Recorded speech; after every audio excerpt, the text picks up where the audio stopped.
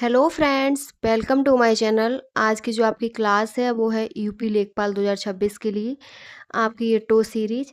इसमें आपके 5 practice set आपके हो गए। आज जो आपका प्रैक्टिस सेट है वो है आपका 6वां। ये क्लास आपकी उत्तर प्रदेश की लेखपाल परीक्षा के लिए महत्वपूर्ण है। तो सबसे पहले आप चैनल को सब्सक्राइब करके वहाँ से देख सकते हैं। तो चलिए शुरू करते हैं आज की अपनी क्लास। Practice set number 6। ये है आपका प्रैक्टिस सेट नंबर 6। इसमें पहला क्वेश्चन है आपका। पहला है, भारतीय शिक्षा का मैग्ना कार्टा किसे कहा जाता है? मैकाले, स्मरणार्थ लेख, हंटर कमीशन, चार्ल्स वुड का डिस्पैच, साजट योजना। तो भारतीय शिक्षा का मैग्ना कार्टा चार्ल्स वुड का डिस्पैच को कहा जाता है, जो 1854 का है। इसने भारत में शिक्षा के ढांचे को व्यवस्थित करने के लिए व्यापक सिफारिशें दी थी। इसी के आधार पर लंदन विश्वविद्यालय की तर्ज पर कलकत्ता, बम्बई और मद्रास में विश्वविद्यालयों की स्थापना का सुझाव दिया गया था। इसमें कुछ इंपॉर्टेंट पॉइंट है। वुड डिस्पैच, पहली बार सरकारी स्तर पर महिला शिक्षा की व्यवस्था की गई। 1813 के चार्टर एक्ट में पहली बार शिक्षा पर प्रत्येक वर्ष कम से कम 1 लाख रुपए खर्च करने का प्रावधान था। नेक्स्ट पॉइंट है हंटर कमीशन, जो 1882 का है। इसने प्राथमिक शिक्षा के प्रसार के उपाय सुझाए और साजट योजना वर्ष 1944 में तैयार की गई। अगला पॉइंट है लॉर्ड मैकाले ने अधोमुखी निस्यंदन सिद्धांत का समर्थन किया था। अगला क्वेश्चन है, थॉमस रो मुगल सम्राट जहांगीर ने किस किले में मिला था? थॉमस रो मुगल सम्राट जहांगीर से किस किले में मिला था? झांसी, अजमेर, आगरा, इलाहाबाद। तो ये अजमेर के किले में मिला था और वह ब्रिटिश सम्राट जेम्स प्रथम के राजदूत के रूप में मुगल दरबार में आया था। नेक्स्ट क्वेश्चन है, पंचगव्य में निम्नलिखित में से क्या सम्मिलित नहीं किया? तो पंचगव्य में ऑप्शन है गाय का दूध, गाय का गोबर, गाय का घी और तुलसी। तो राइट ऑप्शन है तुलसी। इसमें तुलसी शामिल नहीं होती है। डी ऑप्शन आपका करेक्ट है। नेक्स्ट क्वेश्चन है, निम्नलिखित में से कौन सा 1857 के विद्रोह का परिणाम था? तो पहला है ईस्ट इंडिया कंपनी की शक्तियों को ब्रिटिश क्राउन में हस्तांतरित कर दिया गया। दूसरा है अंग्रेजों ने फैसला किया कि सेना में भारतीय सैनिकों का अनुपात बढ़ाया जाए। अगला है अंग्रेजों ने भारत में लोगों की प्रथागत धार्मिक और सामाजिक प्रथाओं को कुचलने का फैसला किया। और नेक्स्ट ऑप्शन है जमींदारों की रक्षा की नीतियों को समाप्त कर दिया गया। तो आपका ईस्ट इंडिया कंपनी की शक्तियों को ब्रिटिश क्राउन में हस्तांतरित कर दिया गया। तो ए ऑप्शन आपका करेक्ट है। ये 1857 के विद्रोह का परिणाम था। नेक्स्ट क्वेश्चन है, अगला क्वेश्चन है महात्मा गांधी को महात्मा की उपाधि किसने दी? तो महात्मा गांधी को महात्मा की उपाधि रविन्द्रनाथ टैगोर ने। रविन्द्रनाथ टैगोर ने गांधी जी को वर्ष 1915 में उनके शांति निकेतन आगमन के दौरान ही महात्मा कहकर संबोधित किया। बदले में महात्मा गांधी ने रविन्द्रनाथ टैगोर को गुरुदेव की उपाधि दी थी। दोनों महान व्यक्तित्व एक दूसरे का बहुत सम्मान करते थे और भारतीय स्वतंत्रता संग्राम के दौरान वैचारिक मतभेदों के बावजूद उनका संबंध सौहार्दपूर्ण बना रहा। इसमें इंपॉर्टेंट पॉइंट है, सुभाष चंद्र बोस को नेताजी की उपाधि जर्मनी में 1942 में मिली और वल्लभ भाई पटेल को सरदार की उपाधि बारदौली की महिलाओं ने दी और राजेंद्र प्रसाद को अजातशत्रु की उपाधि महात्मा गांधी ने दी। सुभाष चंद्र बोस ने गांधी जी को राष्ट्रपिता कहा था और सुभाष चंद्र बोस को देश नायक की उपाधि रविन्द्रनाथ टैगोर ने दी थी। अगला क्वेश्चन है, इस याचिका के अंतर्गत न्यायालय अवर न्यायालय या किसी अन्य प्राधिकारी के समक्ष लंबित किसी मामले को उच्चतर प्राधिकारी या न्यायालय में स्थानांतरित करने का आदेश देता है। ऑप्शन है परमादेश, अधिकार परीक्षा, उत्प्रेषण और निषेध। तो राइट ऑप्शन है ये उत्प्रेषण देता है। सी ऑप्शन आपका करेक्ट है। नेक्स्ट क्वेश्चन है, ग्राम सभा में निम्न में से कौन शामिल है?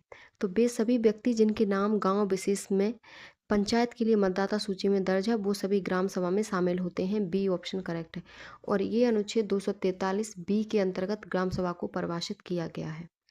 नेक्स्ट क्वेश्चन है,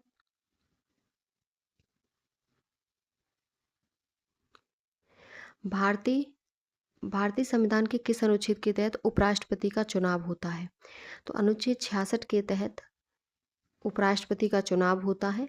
तो आपका सी ऑप्शन करेक्ट है। नेक्स्ट क्वेश्चन है, भारत के संविधान में जन स्वास्थ्य एवं स्वच्छता किसमें शामिल है? तो जन स्वास्थ्य एवं स्वच्छता राज्य सूची में शामिल है।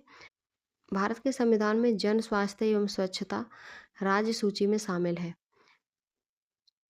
जन स्वास्थ्य एक स्वच्छ एवं स्वच्छता स्थानीय शासन मत्स्य पालन सिंचाई कृषि वन इन सबको 42वें संविधान संशोधन एक्ट 1976 द्वारा राज्य सूची से हटाकर समवर्ती सूची में स्थानांतरित कर दिया गया था। राज्य सूची में शामिल विषय हैं। वर्तमान समय में राज्य सूची में गणना अनुसार लगभग 59 विषयों को सम्मिलित किया गया है, तो ए ऑप्शन करेक्ट है।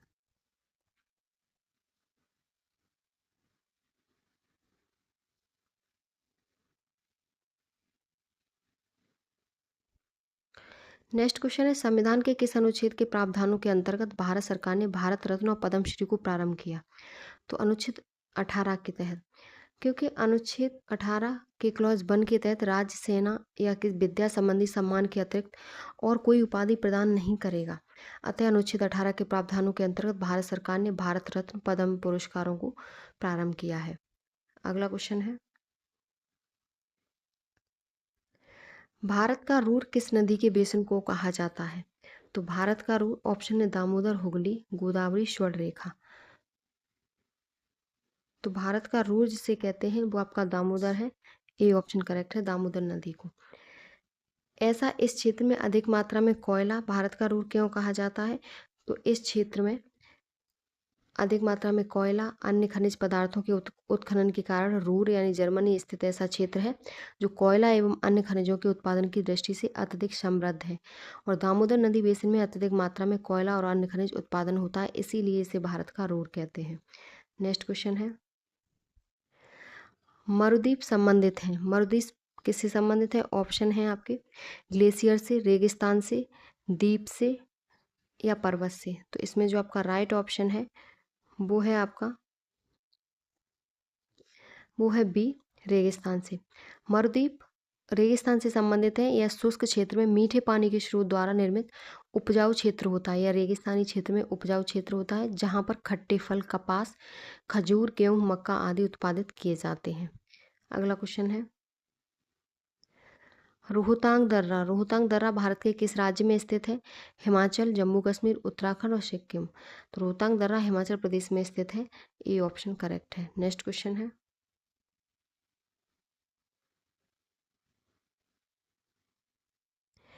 पृथ्वी की निम्न में से किस परत में वायुमंडलीय ओजोन परत अधिकतर केंद्रित है? तो ये समताप मंडल में ओजोन परत पाई जाती है, सी ऑप्शन आपका करेक्ट है। नेक्स्ट क्वेश्चन है,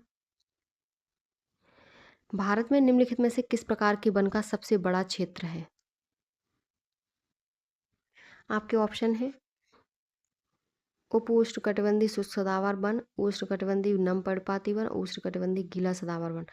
तो भारत में सबसे ज़्यादा वन पाए जाते हैं वो उष्णकटिबंधीय नम पर्णपाती वन पाए जाते हैं, तो इसमें आपका सी ऑप्शन सही है, उष्णकटिबंधीय नम पर्णपाती वन, सी ऑप्शन सही है, भारत में सबसे ज़्यादा वन पाए जाते हैं। अगला क्वेश्चन है, गैर घरेलू गैस सिलेंडर में भरी एलपीजी का भार किलोग्राम में होता है, तो इसका 19 किलोग्राम होता है, सी ऑप्शन आपका करेक्ट है। और जबकि मानक घरेलू गैस सिलेंडरों में 14.2 किलोग्राम एलपीजी होती है, तो आपका सी ऑप्शन करेक्ट है। नेक्स्ट क्वेश्चन है,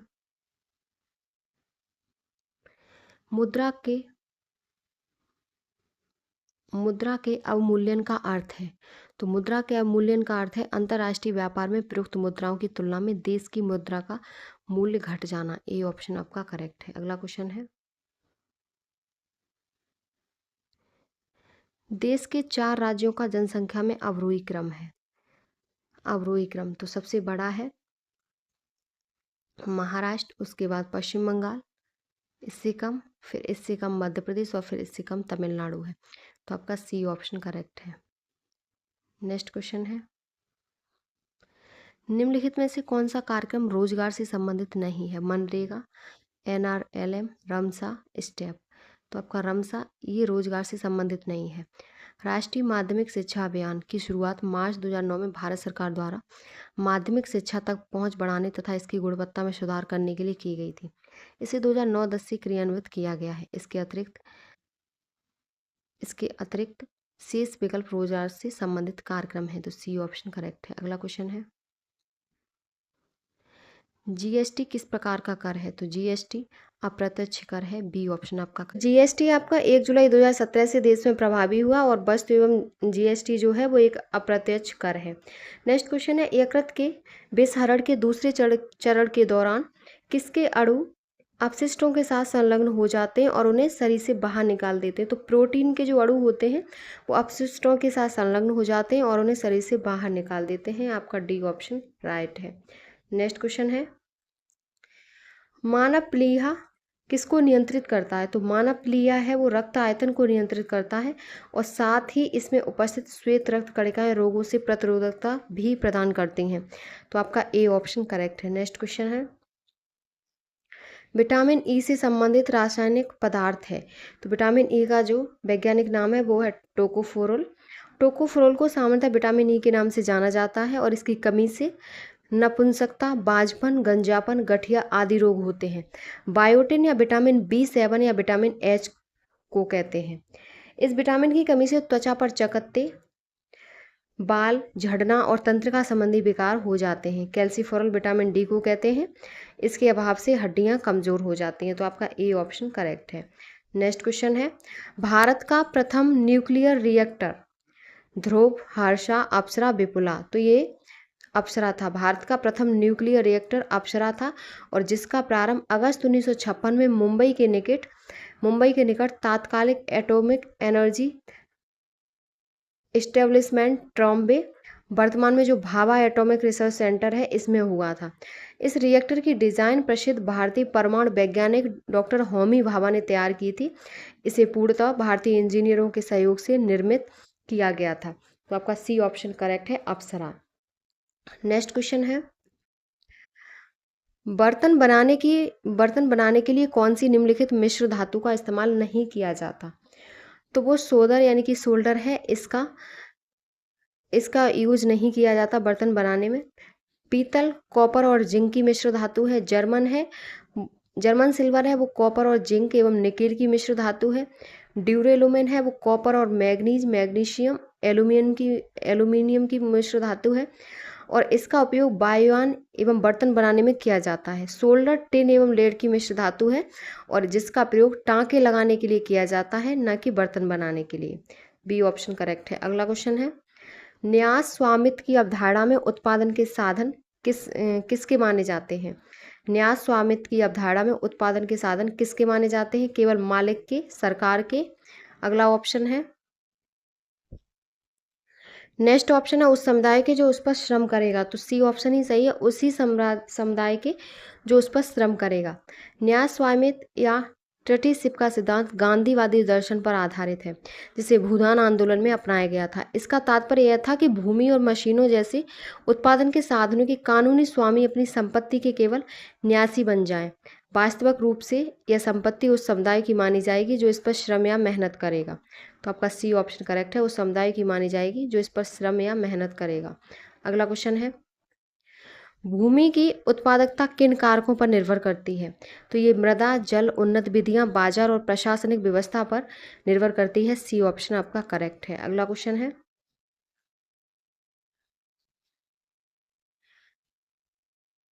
कपाट की कार्यकारिणी समिति का अध्यक्ष कौन होता है? तो कपाट की कार्यकारिणी के अध्यक्ष केंद्रीय ग्रामीण विकास मंत्री होता है। बी ऑप्शन करेक्ट है। कपाट एक उच्च स्तरीय संस्था है जो सीधे मंत्रालय से जुड़ी थी। सितंबर 2022 में कपाट का विलय हैदराबाद स्थित राष्ट्रीय ग्रामीण विकास और पंचायती राज संस्थान में कर दिया गया। स्रोतों के अनुसार कपाट का अध्यक्ष केंद्रीय ग्रामीण विकास मंत्री होता था। साथ ही मंत्री ही इसकी कार्यकारिणी समिति के अध्यक्ष भी होते थे। यह व्यवस्था सुनिश्चित करती है कि कपाट की गतिविधियां सरकार की मुख्य ग्रामीण विकास नीतियों के अनुरूप हों। तो आपका इसमें बी ऑप्शन करेक्ट है। नेक्स्ट क्वेश्चन है, अगला क्वेश्चन है, पीएम कुसुम योजना के अंतर्गत वर्ष 2025-26 में उत्तर प्रदेश में सोलर पंप के कुल मूल्य पर कितना प्रतिशत अनुदान दिया जाना है? तो वो 60% अनुदान दिया जाना है। डी ऑप्शन आपका करेक्ट है। अगला क्वेश्चन है, इसके कुछ महत्वपूर्ण इंपॉर्टेंट पॉइंट हैं। 2025-26 में कुल 40,521 सोलर पंपों की स्थापना का लक्ष्य है और किसानों का चयन वर्तमान ई लॉटरी प्रणाली के माध्यम से होगा। अगला है आवेदन के समय कृषक को 5,000 रुपये टोकन मनी जमा करनी होगी और बुकिंग जनपदवार और क्षमतावार आवंटित लक्ष्यों की सीमा में की जाएगी और यह योजना स्टैंड एलोन सोलर पंप की स्थापना के लिए है। नेक्स्ट क्वेश्चन है आकांक्षी जिला कार्यक्रम। भारत में इसकी शुरुआत कब हुई आकांक्षी जिला कार्यक्रम की? तो इसकी शुरुआत जनवरी 2018 में हुई। सी ऑप्शन करेक्ट है। देश के सबसे कम विकसित जिलों को विकास की मुख्य धारा में लाने के लिए प्रधानमंत्री द्वारा जनवरी 2018 में आकांक्षी जिला कार्यक्रम शुरू किया गया। इसका उद्देश्य 112 पिछड़े जिलों में स्वास्थ्य, पोषण, शिक्षा, कृषि और जल संसाधन जैसे संकेतकों में तेजी से सुधार करना है। इसके कुछ इंपॉर्टेंट पॉइंट हैं। प्रधानमंत्री धन धान्य कृषि योजना आकांक्षी ब्लॉक कार्यक्रम के परिणामों पर आधारित है। दूसरा है इसका उद्देश्य जिलों का शीघ्र और प्रभावी रूपांतरण करना है। नेक्स्ट है नीति आयोग इस कार्यक्रम की निगरानी और रैंकिंग करता है। अगला पॉइंट है यह कार्यक्रम कन्वर्जेंस, कोलैबोरेशन और कंपटीशन के सिद्धांत पर चलता है, यानी कि 3CS। अगला पॉइंट है जिलों की रैंकिंग हर महीने जारी की जाती है। नेक्स्ट पॉइंट है 29 अक्टूबर 2025 को राष्ट्रपति द्रौपदी मुर्मू ने किस वायुसेना स्टेशन से राफेल लड़ाकू विमान में उड़ान भरी? नई दिल्ली, अंबाला, बरेली और हिंडन। तो ये अंबाला से भरी है। बी ऑप्शन आपका करेक्ट है और 30 मिनट की उड़ान भरी, लगभग 30 मिनट की। तो बी ऑप्शन सही है। नेक्स्ट क्वेश्चन है 19 नवंबर 2025 को किसे इंदिरा गांधी शांति, निरस्त्रीकरण और विकास पुरस्कार 2024 प्रदान किया गया?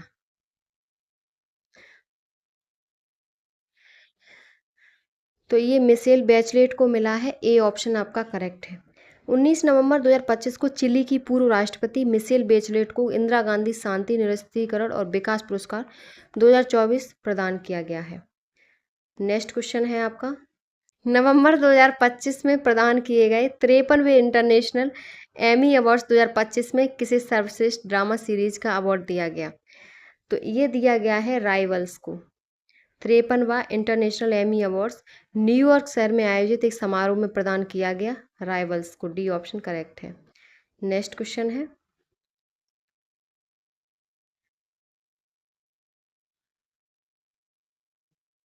प्रतिवर्ष अल्पसंख्यक अधिकार दिवस कब मनाया जाता है? प्रतिवर्ष अल्पसंख्यक अधिकार दिवस कब मनाया जाता है? 20 दिसंबर, 22 दिसंबर, 15 दिसंबर, 18 दिसंबर।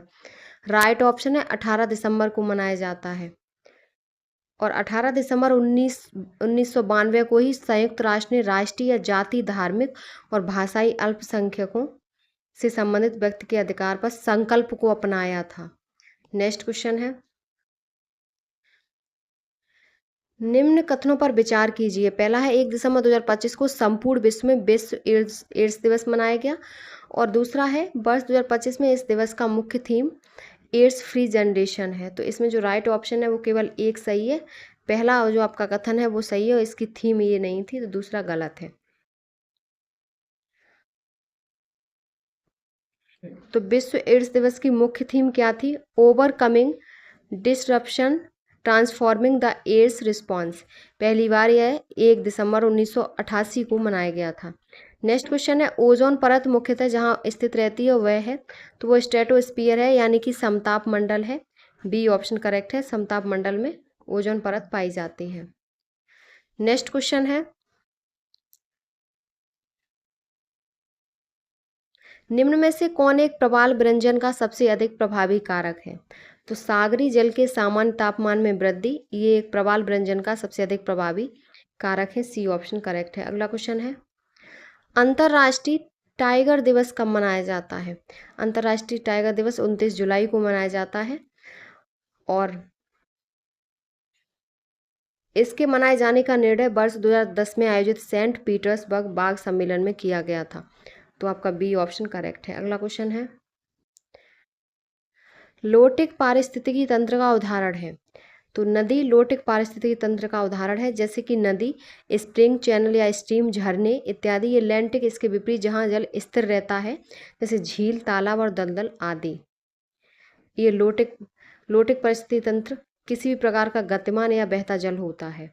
अगला क्वेश्चन है, निम्नलिखित में से कौन एक वैश्विक ऊष्मन के लिए उत्तरदायी नहीं है? तो वो आर्गन नहीं है, मीथेन, जलवाष्प, कार्बन डाइऑक्साइड, ये सब वैश्विक ऊष्मन के लिए उत्तरदायी होती हैं। तो आपका सी ऑप्शन करेक्ट है, आर्गन नहीं है। अगला क्वेश्चन है,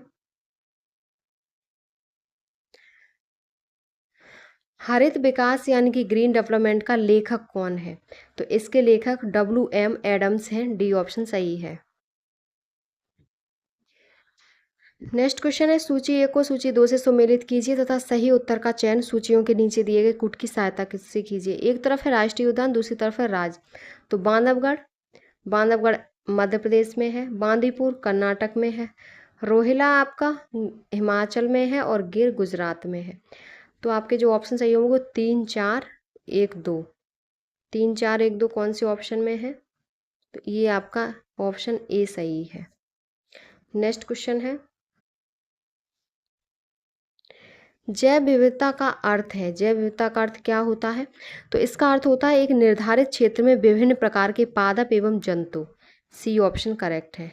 अगला क्वेश्चन है, निम्नलिखित में से कौन सी एजेंडा 21 की सही परिभाषा है? तो वो है, यह 21वीं सदी में सतत विकास हेतु एक कार्य योजना है। तो सी ऑप्शन करेक्ट है, एजेंडा 21। नेक्स्ट क्वेश्चन है आपका, भारत के कुल क्षेत्रफल में वनों का क्षेत्रफल कितना है? तो वनों का क्षेत्रफल 22% है। डी ऑप्शन करेक्ट है। ये 2023 के अनुसार भारत के क्षेत्रफल के कुल 21.76% अर्थात लगभग 7,15,343 वर्ग किलोमीटर क्षेत्रफल वनों का विस्तार है। तो आपका डी ऑप्शन करेक्ट है। नेक्स्ट क्वेश्चन है, अब हैं आपके 46 से लेके 50 तक, ये मैथ के क्वेश्चन है। तो 46 से 50 तक आपका ये ग्राफ होगा। ये ग्राफ दिया हुआ है, ये आपका ग्राफ है, इसको सॉल्व करना है। व्यक्ति, दूध की बिक्री और पानी की सांद्रता और शुद्ध दूध में पानी मिलाने के बाद। इसमें पहला क्वेश्चन है, निम्नलिखित में से किसने शुद्ध दूध में सबसे कम मात्रा में पानी मिलाया है? C, B, D, F। तो इसको जब सॉल्व करेंगे तो B निकल के आएगा। B ने सबसे कम शुद्ध दूध में सबसे कम मात्रा में पानी मिलाया है, तो B ऑप्शन करेक्ट है। अगला क्वेश्चन है,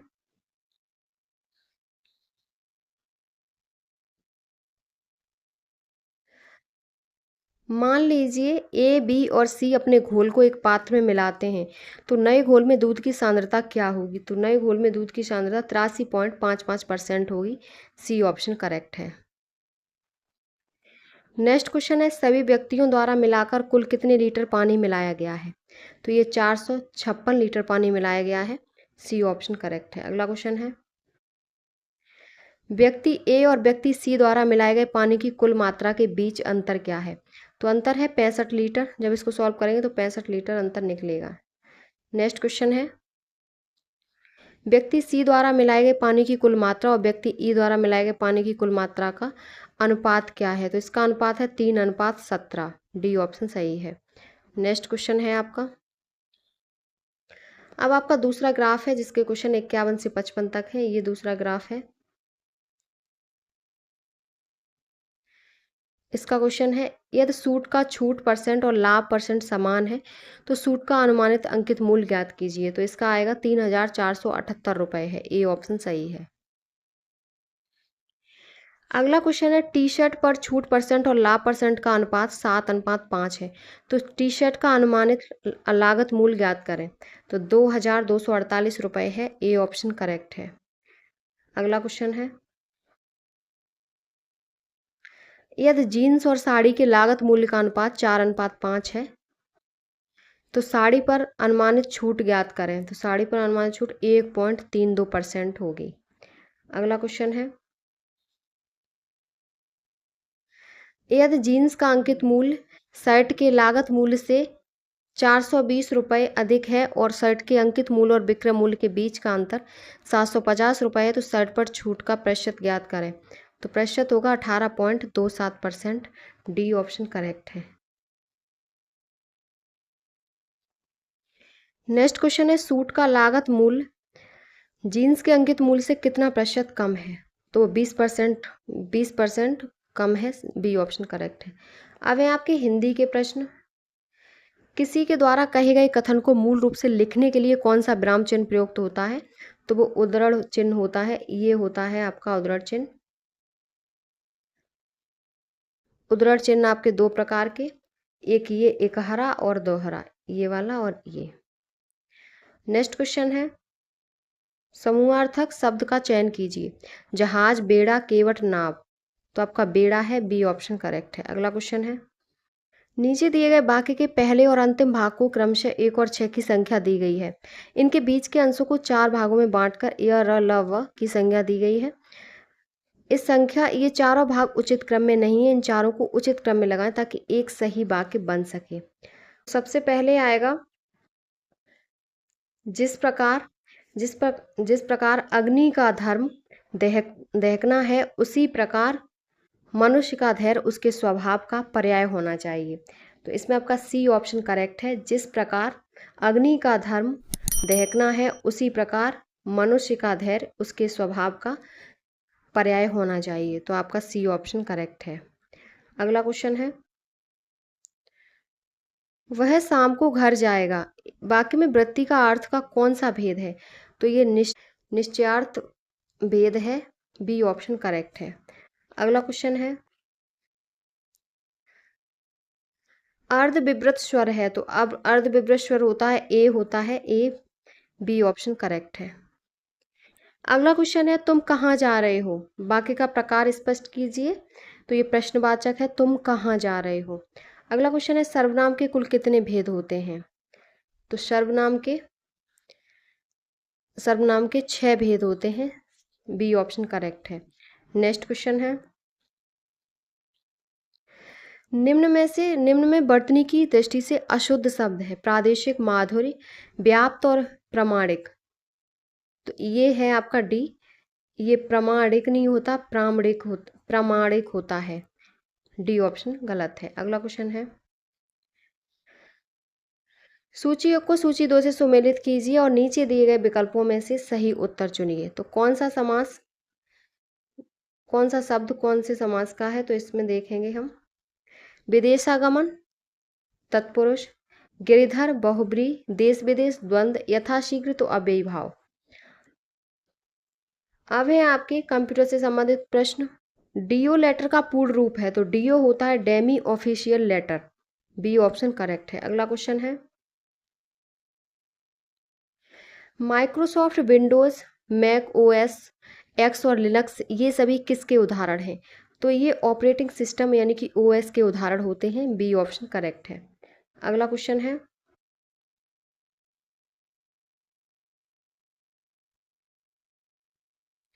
पावर स्ट्रिप क्या है?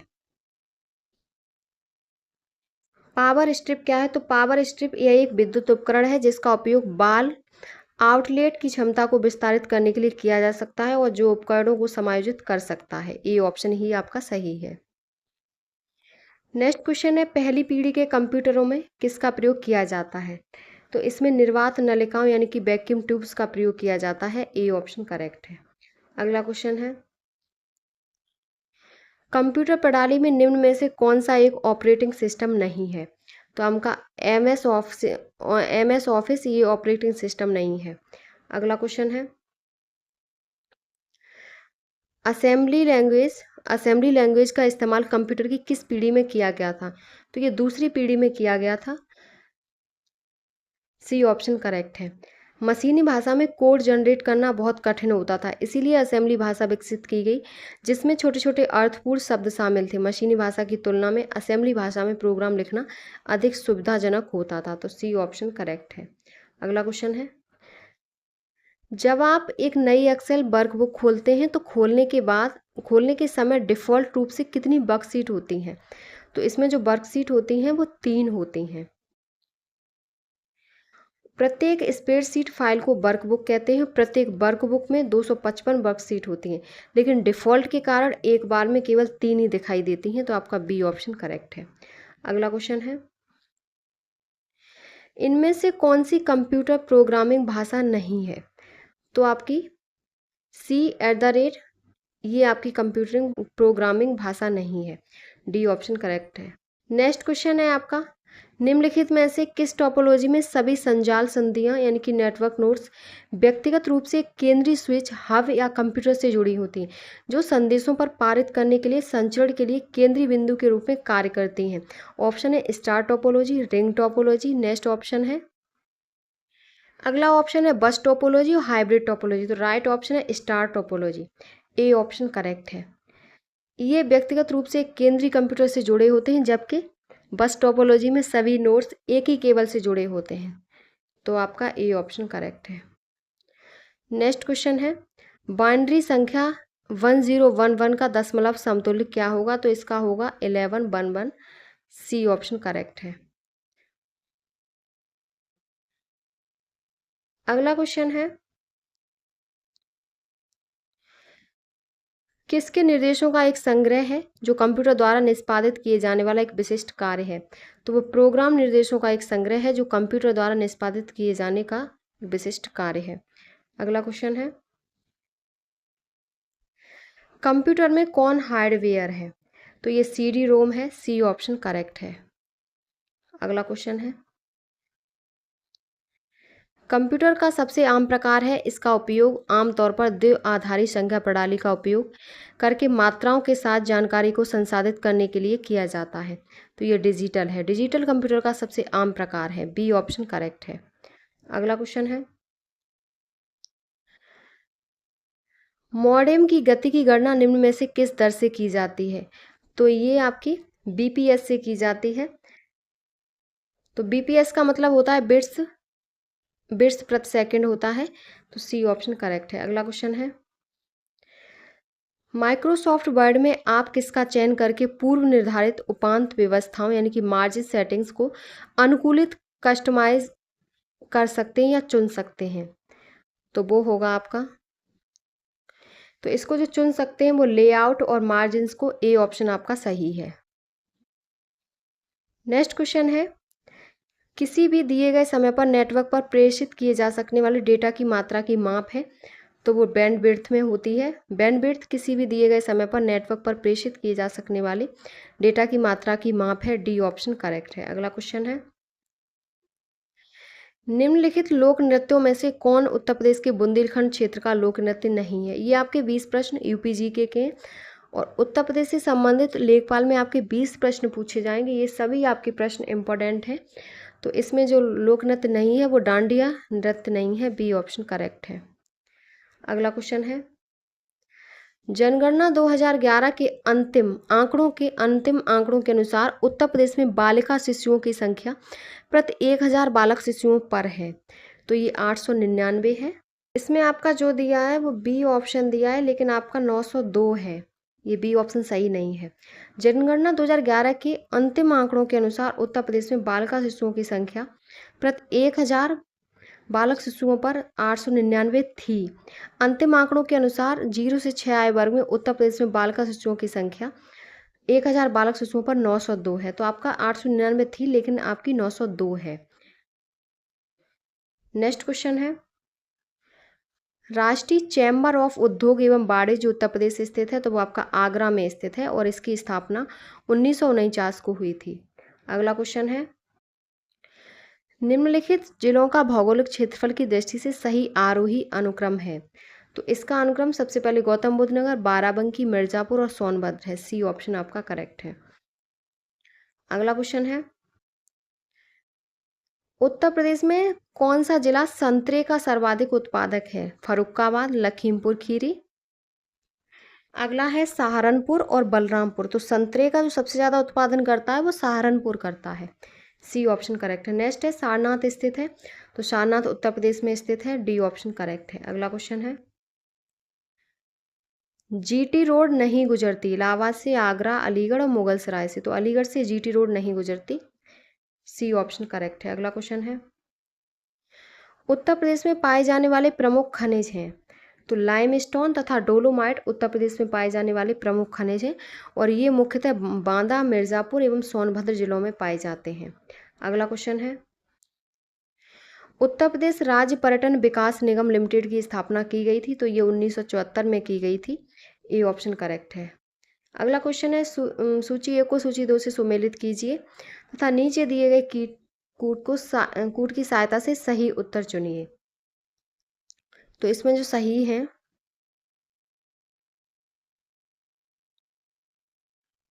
सबसे पहले लच्छू महाराज जो कथक से संबंधित हैं, फयाज खान ये ध्रुपद से हैं, सिद्धेश्वरी ठुमरी से हैं और तलत महमूद ये गजल से हैं। तो इसमें जो आपका ऑप्शन सही होगा वो आपका बी ऑप्शन करेक्ट है। लच्छू महाराज कथक से जो आगरा घराने के उस्ताद थे, फयाज खान ध्रुपद से हैं, ख्याल गायक थे। वाराणसी की प्रख्यात हिंदुस्तानी संगीत गायिका सिद्धेश्वरी देवी का मुख्य रूप से ठुमरी गायन करती थी और तलत महमूद गजल गायक थे। तो आपका बी ऑप्शन सही है। नेक्स्ट क्वेश्चन है, उत्तर प्रदेश का सबसे बड़ा वन्यजीव अभयारण्य है, तो वो हस्तिनापुर है। सी ऑप्शन करेक्ट है। उत्तर प्रदेश का सबसे बड़ा वन्यजीव अभयारण्य हस्तिनापुर है, जिसका वर्तमान क्षेत्रफल 1159.16 वर्ग किलोमीटर है और इसकी स्थापना 1986 में हुई थी। अगला क्वेश्चन है, सूची 1 को सूची 2 से सुमेलित कीजिए तथा सूचियों के नीचे दिए गए कूट का प्रयोग करते हुए सही उत्तर का चयन कीजिए। एक तरफ है नगरीय ग्रामीण और दूसरी तरफ है स्थानीय शासन संस्था। इसमें आपका जो है वो है झांसी, तो वो नगर निगम, मछली शहर नगर पंचायत, टूडला नगर पालिका और सैफई आपका क्षेत्र समिति है। तो 3 4 4 3 1 2 4 3 1 2 आपका बी ऑप्शन सही है।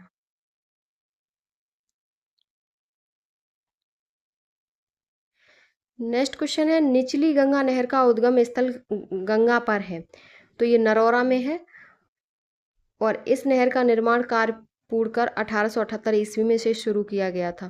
तो डी ऑप्शन करेक्ट है। अगला क्वेश्चन है, उत्तर प्रदेश खादी ग्राम उद्योग बोर्ड की स्थापना किस वर्ष हुई थी, तो ये 1960 में हुई थी। बी ऑप्शन करेक्ट है। अगला क्वेश्चन है, कास्ट या नक्काशी घरेलू उद्योग के लिए उत्तर प्रदेश का कौन सा नगर प्रसिद्ध है, तो वो सहारनपुर प्रसिद्ध है। बी ऑप्शन करेक्ट है। अगला क्वेश्चन है, उत्तर प्रदेश में कल्प योजना संबंधित है, तो कल्प योजना प्राथमिक शिक्षा से संबंधित है और इसकी जो शुरुआत हुई थी वो 1998 में हुई थी। ए ऑप्शन करेक्ट है। अगला क्वेश्चन है, निम्नलिखित में से कौन सही सुमेलित नहीं है। एक तरफ है ऐतिहासिक मेले और दूसरी तरफ है स्थान। तो जल विहार मेला बुंदेलखंड सही है, बटेश्वर मेला पश्चिमांचल, बलदेव छठ मेला पूर्वांचल, बलदेव छठ मेला पूर्वांचल नहीं है, ये पश्चिमांचल है। तो आपका सी गलत है और शुक्रताल मेला मुजफ्फरनगर। तो आपका इसमें जो सही ऑप्शन है वो सी ऑप्शन सही है। नेक्स्ट क्वेश्चन है, उत्तर प्रदेश में मिशन शक्ति पहल के अंतर्गत सोनभद्र जिले में कितनी महिला पुलिसकर्मियों को स्कूटर प्रदान किए गए, तो ये 25 महिला पुलिसकर्मियों को स्कूटर प्रदान किए गए। सी ऑप्शन सही है। नेक्स्ट क्वेश्चन है, मैलानी बिछिया मार्ग पर विस्टाडोम जंगल सफारी ट्रेन शुरू होने के किस क्षेत्र में इको पर्यटन को बढ़ावा मिला है, तो वो दुधवा टाइगर रिजर्व क्षेत्र में इको पर्यटन को बढ़ावा मिला है। सी ऑप्शन करेक्ट है। अगला क्वेश्चन आपका और ये लास्ट क्वेश्चन है, पंडित छन्नूलाल मिश्र हिंदुस्तानी शास्त्रीय संगीत की किन शैलियों के प्रमुख गायक थे, तो वो ख्याल, ठुमरी, दादरा, चैती, कजरी और भजन शैलियों के प्रमुख गायक थे। बी ऑप्शन आपका करेक्ट है। ये आज का आपका प्रैक्टिस सेट नंबर 6 कंप्लीट हो गया। ये आपका प्रैक्टिस सेट यूपी लेखपाल के लिए मोस्ट इम्पॉर्टेंट है। इसमें आपके सभी इम्पॉर्टेंट प्रश्न हैं जो आपकी कहीं ना कहीं परीक्षाओं में पिछली में पूछे हुए हैं। तो अगर आपको हमारी वीडियो पसंद आई हो तो प्लीज़ चैनल को like, subscribe, share and comment करें।